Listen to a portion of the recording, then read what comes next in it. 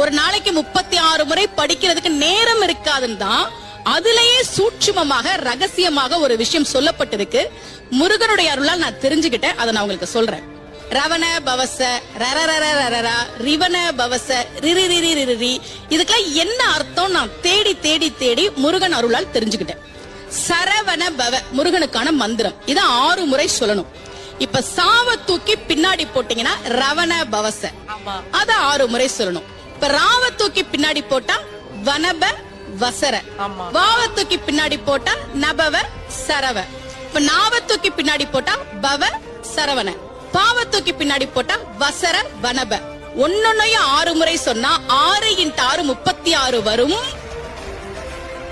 இப்படி சொன்னால் 5 நிமிஷத்துல சொல்லிடலாம். கந்த சஷ்டி கவசத்தை 36 முறை சொன்ன பலன் கிடைக்கும்.